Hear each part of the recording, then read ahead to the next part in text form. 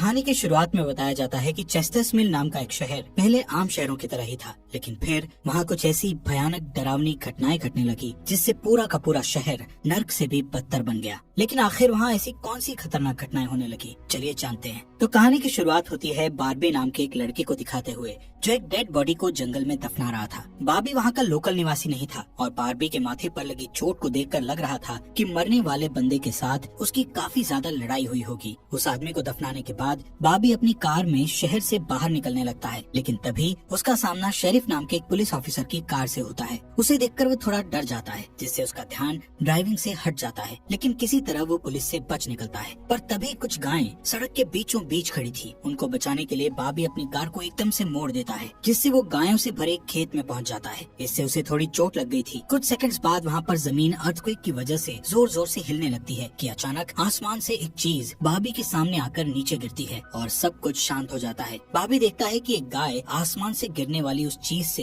2 टुकड़ों में कट चुकी थी। वो डरा हुआ उस चीज को छूने लगता है तो उसे पता चलता है कि वो एक इनविजिबल वॉल है जो इतनी शार्प थी कि इसकी वजह से कई घर भी 2 हिस्सों में कट गए थे। तभी वहाँ जॉय नाम का एक लड़का आकर उससे पूछता है कि तुम ठीक हो या नहीं। वो भी उस इनविजिबल दीवार को देखकर शॉक्ड रह जाता है। दूसरी तरफ शेरिफ और लिंडा को खबर मिलती है कि उस पूरे टाउन की पावर सप्लाई कट गई है, फोन लाइंस बंद हो गई हैं और इंटरनेट भी काम नहीं कर रहा है। यहाँ तक कि सारे सैटेलाइट कनेक्शंस भी काम करना बंद कर गए थे। तभी शहर के ऊपर से उड़ रहा एक प्लेन उस इनविजिबल वॉल से टकराकर क्रैश हो जाता है, जिसे देखकर लोग और भी ज्यादा घबरा गए थे। और ये बात कंफर्म हो जाती है कि ये सिर्फ एक इनविजिबल दीवार नहीं बल्कि एक राउंड शेप डोम यानी गुम्बद है जिसने आधे शहर को कवर कर लिया है। वहीं दूसरी साइड हम एक रेडियो स्टेशन पर फिल और उसकी असिस्टेंट डोडी को देखते हैं जो सिग्नल लाने की कोशिश कर रहे थे। वो दोनों थोड़ा कंफ्यूज थे कि अचानक सिग्नल क्यों चला गया। यहाँ पर फिल को लगता है कि ये अच्छा मौका है उनकी रेडियो रेटिंग्स को हाई करने का, इसलिए वो दोनों सिग्नल को ठीक करने में लग जाते हैं। वहीं एक फायर ट्रक डोम की दूसरी तरफ से आ रहा था, जिसे देख बार्बी ट्रक वाले को इस इनविजिबल वॉल की तरफ इशारा करता हुआ उसे रुकवाकर क्रैश होने से बचा लेता है। थोड़ी देर बाद वहाँ इन्वेस्टिगेशन करने के लिए कुछ पुलिस वाले आते हैं, पर इस इनविजिबल डोम को समझना उनके बस की बात नहीं थी। उसी समय वहाँ पर एक शहर का काउंसिलमैन जिसका नाम बिग जिम था वो भी पहुँच जाता है, लेकिन उसे भी इस डोम के बारे में कुछ भी समझ नहीं आता। यहाँ पर पुलिस को इन्फॉर्मेशन मिलती है कि उस शहर की तरफ आने वाले सभी रास्तों को बंद कर दिया गया है क्योंकि उस डोम की वजह से बहुत सारे एक्सीडेंट हो रहे हैं। इसके थोड़ी दूर घर पर जूनियर नाम का लड़का एंजी नाम की लड़की के साथ इंटीमेट हो रहा था। एंजी पेशे से नर्स थी और जो की बड़ी बहन भी थी। इंटीमेट होने के बाद जूनियर एंजी से कहता है कि मैं तुमसे बहुत प्यार करता हूँ, लेकिन एंजी उसे कहती है कि वो उसके लिए ऐसा कुछ फील नहीं करती।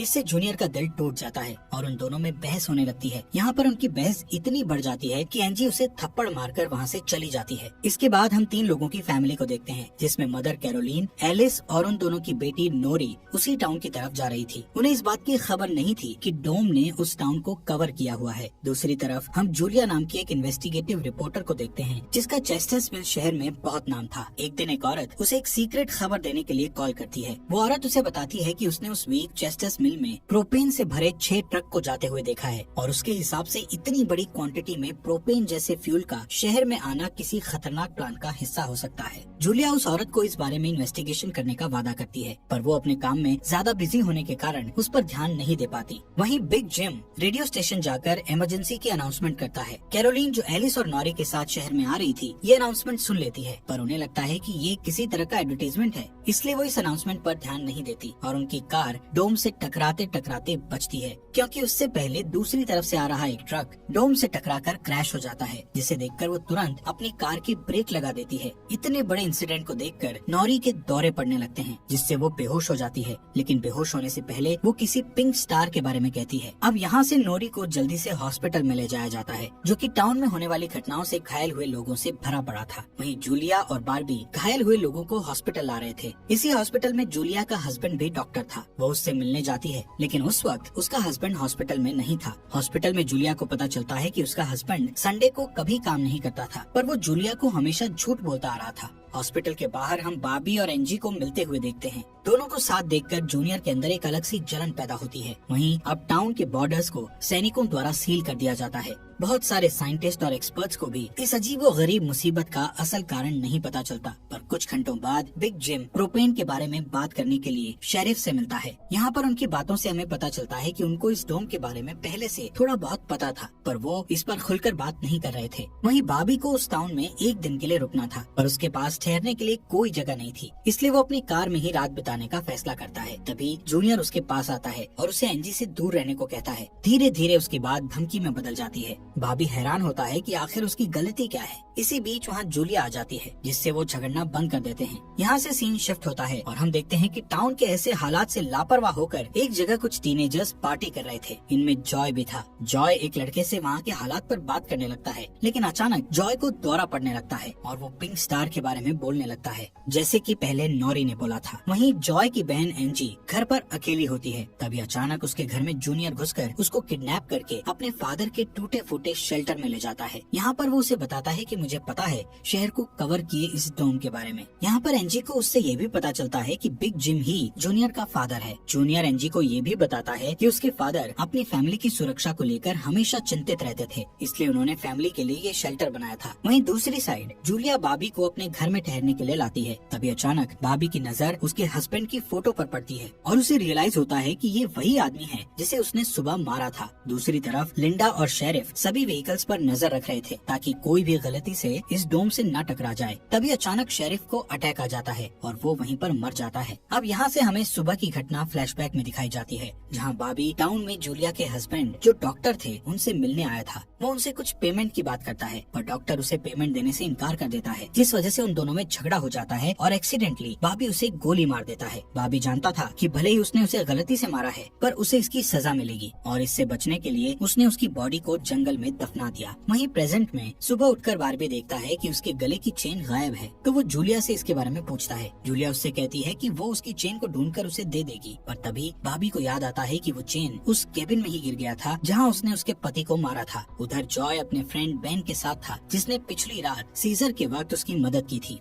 बेन जॉय से पिंक स्टार के बारे में पूछता है, जो उसने रात को दौरा पड़ते वक्त कहा था, लेकिन जॉय को उसके बारे में कुछ भी याद नहीं आ रहा था। वहीं रेडियो स्टेशन में डोडी एक स्पेशल डिवाइस की मदद से डोम के बाहर वाले लोगों से कांटेक्ट करने में सक्सेसफुल हो जाती है। वो सोल्जर्स को आपस में बात करते हुए सुन सकती थी, पर वो उनसे कुछ नहीं कहती। वहाँ सोल्जर्स भी कंफ्यूज थे कि आखिर ये इनविजिबल वॉल क्या है। दूसरी तरफ बिग जिम रेस्टोरेंट में बैठा ब्रेकफास्ट कर रहा होता है कि लिंडा वहाँ आकर उसे शेरिफ के मरने की खबर सुनाती है, जिससे वो लोग तुरंत बंकर में डेड बॉडीज को दफनाने वाले के पास जाते हैं, जिसका नाम लेस्टर था। उधर एंजी शेल्टर में किसी को मदद के लिए बुलाने की पूरी कोशिश करती है, पर वो कामयाब नहीं होती। तभी जॉय वहाँ आता है और उसे चेन के जरिए बेड से बांध देता है। वहीं बिग जिम लेस्टर को अपने साथ लेकर आता है, जो कि शेरिफ का ही दोस्त था। शेरिफ की मौत से वो बहुत दुखी और परेशान हो जाता है। जब लिंडा उनके आसपास नहीं होती, तब वो और बिग जिम पिछले महीने होने वाले प्रोपेन के इंपोर्ट के बारे में बात करते हैं कि प्रोपेन के इंपोर्ट में उन तीनों का ही हाथ था और उन्होंने टाउन वालों से ये बात छुपाई थी। शेरिफ की मौत से ये कंफर्म हो गया था कि वो उनकी इन्वॉल्वमेंट के बारे में किसी को कुछ नहीं बता पाएगा, जो कि उनके लिए अच्छी खबर भी थी। उसी दिन बाद में लिंडा पुलिस स्टेशन आती है तो देखती है कि बिग जिम शेरिफ के ऑफिस में कुछ ढूंढ रहा है। लिंडा की पूछने पर जिम उसे कहता है कि वो वहाँ शेरिफ की वसीयत के पेपर्स ढूंढ रहा है, लेकिन असल में वो वहाँ प्रोपेन के इंपोर्ट से जुड़े पेपर्स को ढूंढने आया था, जो उसे और लेस्टर को परेशानी में डाल सकते थे। वो तुरंत बाहर आकर शेरिफ को बताता है कि मुझे लगता है वो पेपर शेरिफ के घर में होंगे, जिन्हें लाने के लिए वो लेस्टर को तुरंत उसके घर भेजता है। इसी बीच जूलिया जल्दी से रेडियो स्टेशन पर डोडी के पास जाती है, जहाँ वो देखती है कि वो लोग डिवाइस के जरिए डोम के बाहर खड़े सैनिकों की बातचीत सुन सकते हैं। उनकी बात सुनने पर जूलिया को पता चलता है कि वो लोग जमीन खोदकर डोम को बाहर निकालने की कोशिश कर रहे हैं, पर वो इस काम में कामयाब नहीं हो पा रहे हैं। इसके बाद जूलिया रेडियो के जरिए पूरे टाउन में डोम वाली खबर को फैला देती है, जिससे लोगों में डर पैदा हो जाता है और लोग घबरा जाते हैं। वहीं जॉय और बेन बॉर्डर के पास साइंटिस्ट को अपना काम करते हुए देखते हैं। साइंटिस्ट ये देखते हैं कि डोम के ऊपर पानी का क्या असर होता है, पर उन्हें ज्यादा कुछ समझ नहीं आ रहा था, जिससे वो किसी नतीजे पर नहीं पहुंच पाते।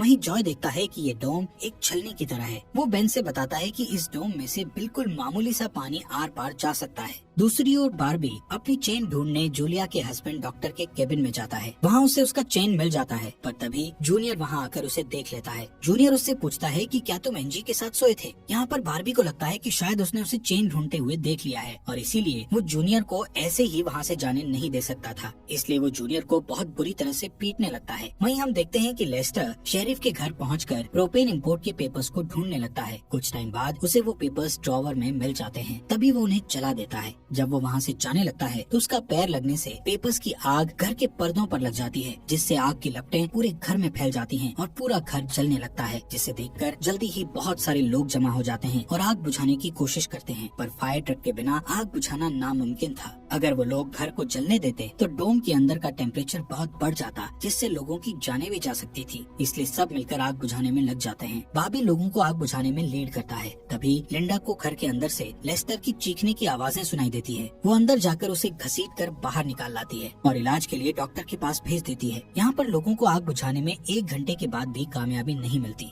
उल्टा आग और भड़क जाती है। आखिर में जिम लोडर लेकर आता है और घर को गिरा देता है। तब कहीं जाकर आग शांत होती है। इसके बाद सारे थके हुए लोग इकट्ठा होते हैं। उनमें से पॉल नाम का एक पुलिस वाला फ्रस्ट्रेट होकर कहता है कि हम सभी लोग इस डोम से कभी भी बाहर नहीं निकल पाएंगे, क्योंकि ये डोम आग से जो धुआं निकला है उसे बाहर नहीं निकलने दे रहा। वो कहता है कि हम सभी इस डोम के अंदर ही मरने वाले हैं। इतना कहता हुआ वो हवा में गोली चला देता है, जो कि डोम से टकराकर एक दूसरे पुलिस वाले को लग जाती है और वो तुरंत मर जाता है। यहाँ पर पॉल को अरेस्ट कर लिया जाता है। अंधेरा होने पर जॉय और उसके दोस्त स्केटिंग के लिए जाते हैं। तभी वहाँ पर नोरी जॉय के पास आकर उसे कहती है कि उसे अपना फोन चार्ज करना है। जॉय उसे अपने घर ले जाता है, क्योंकि उसके घर में जनरेटर था, जो कि उस टाउन के गिने चुने घरों में ही था। उधर लिंडा पॉल को जेल लेकर आती है। वहाँ कुछ लोग पुलिस स्टेशन के बाहर प्रोटेस्ट कर रहे थे। असल में वो लोग पुलिस के घटिया सिस्टम का विरोध कर रहे थे। जिम उन सबको ये कहकर शांत करता है कि जरूरत पड़ने पर उन सबकी मदद की जाएगी। लॉकअप में बंद होने के बाद पॉल को हार्ट अटैक आ जाता है, जिससे लिंडा उसकी मदद के लिए दौड़कर अंदर जाती है, लेकिन तभी उसे पता चलता है कि पॉल सिर्फ अटैक आने की एक्टिंग कर रहा था। इसी मौके का फायदा उठाकर पॉल उसे धकेलकर उसे लॉकअप में बंद करके वहाँ से भाग जाता है। इधर बंकर में जूनियर फिर से एनजी के पास जाता है।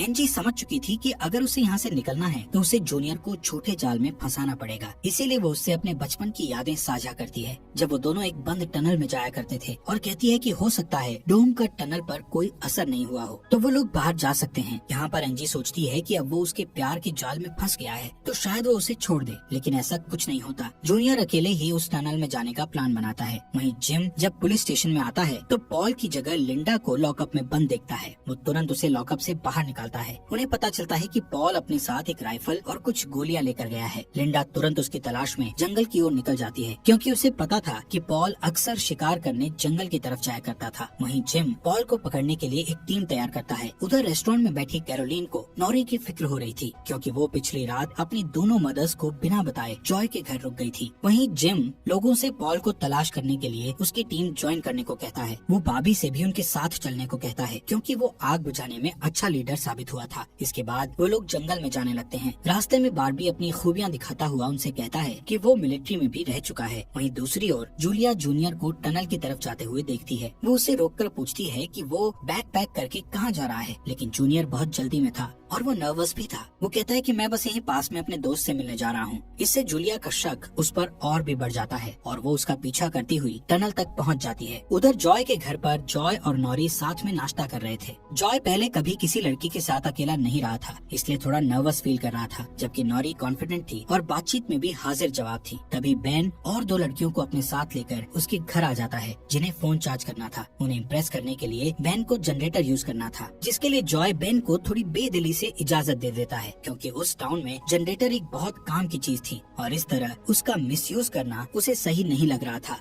उधर जंगल में हम देखते हैं कि सर्च टीम पॉल को ढूंढ लेती है, पर उसी टाइम पॉल एक लड़के की टांग में गोली मार देता है। दूसरा लड़का भी उसे संभालने के लिए वहीं रुक जाता है, जबकि जिम और बार्बी पॉल के पीछे भागते हैं। दूसरी तरफ जूनियर टनल के आखिरी सिरे पर पहुंच जाता है, जहां पहुंचकर उसे पता चलता है कि डोम ने टनल को भी कवर किया हुआ है। वो दीवार के बिल्कुल करीब पहुंच जाते हैं, जिससे उसकी टॉर्च टॉर्च जलने लगती है। तभी जूलिया वहाँ आकर उसे वार्न करती है। जूलिया को देखकर जूनियर को बहुत गुस्सा आता है क्योंकि वो उसका पीछा कर रही थी। इस बात से जूनियर पागलों की तरह उस इनविजिबल वॉल को मुक्के मारने लगता है, जिससे जूलिया उसे रोकती है। फिर दोनों बैठकर बात करने लगते हैं। जूलिया उसे बताती है कि अपने पास्ट में की गई एक गलती की वजह से वो जर्नलिस्ट की इस बेकार सी जॉब में फंस गई है। उधर जॉय का घर लोगों से भर जाता है जो अपनी अपनी जरूरत के लिए उसके जनरेटर को यूज करने के लिए आए थे। एक बदमाश लड़का लोगों से जनरेटर यूज करने के बदले में पैसे वसूलने की कोशिश करता है, जो कि उसका था ही नहीं, लेकिन उसके खिलाफ बोलने की किसी में हिम्मत नहीं थी। ये देखकर नॉरी सब कुछ हैंडल करने के लिए आगे बढ़ती है, पर मामला और भी ज्यादा गर्म हो जाता है। लेकिन इससे पहले कि कुछ गलत होता तभी लाइट ही चली जाती है। नॉरी इस बात से बहुत खुश होती है कि जॉय ने उस बहस में उसका साथ दिया। वहीं जंगल में बॉबी और जिम पॉल तक पहुंच जाते हैं, पर पॉल ने अपनी राइफल निकाल रखी थी जिससे वो जिम को मारने ही वाला था कि तभी पीछे से लिंडा आकर उसे शूट कर देती है। दूसरी साइड कैरोलीन जॉय के घर जाकर अपनी बेटी नोरी से मिलती है। वो नोरी से कहती है कि उसे थोड़ा जिम्मेदार बनना चाहिए। उसकी डांट सुनकर जॉय और नोरी